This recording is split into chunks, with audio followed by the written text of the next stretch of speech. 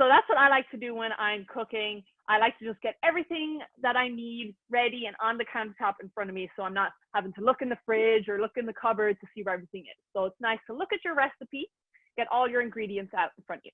And we are going to make 2 Mexican dishes. And the very first one we are going to make is called guacamole. Who can tell me what the main ingredient is in guacamole? Levi, I saw you raise your hand pretty quickly there. Avocados. Excellent. So an avocado. Hands up. What do you think we got to do next? Doesn't really look like guacamole to me. It might be a little hard to eat. Let's see. Abby, what do we got to do? We've got to smush it. Yeah, exactly. We got to mash it. So you can use a fork or you might have a masher. And we're going to start mashing the avocado, and you can mash it against the side of the bowl, which is easier.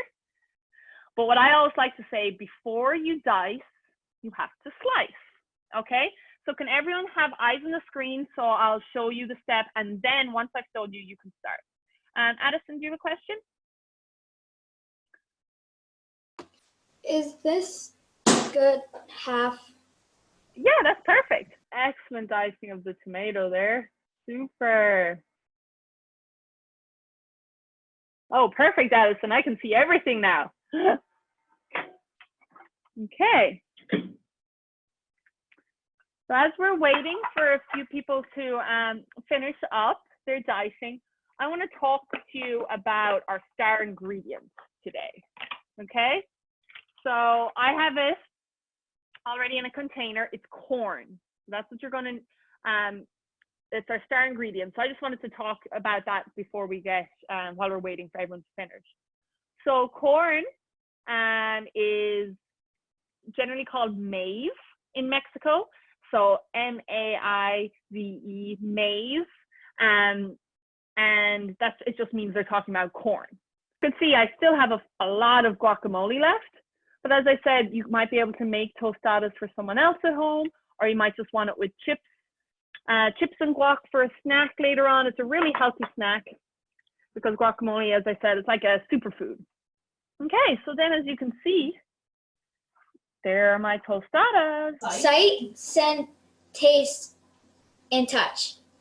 Excellent. Okay, and that's what we're going to do when we're tasting our tostada. We're going to look at it.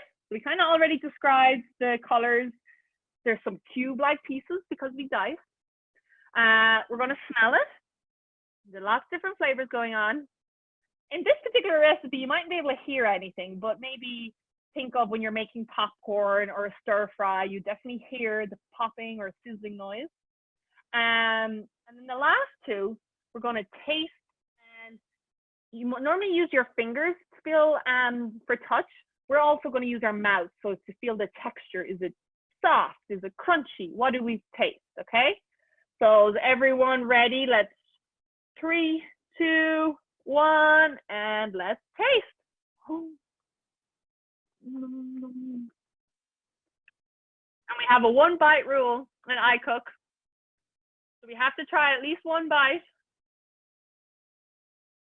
I hope everyone had lots of fun and we learned lots of things. And this is only day 1. Gets even better from here on out. That was great, Neve. Thank you so much. Kiddos, you guys did a great job.